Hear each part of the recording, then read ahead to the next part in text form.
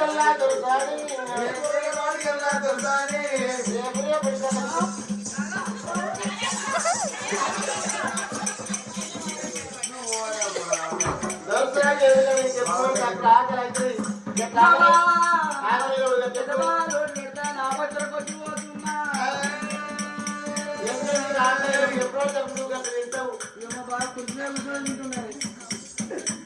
రేపు రేపటికల్లా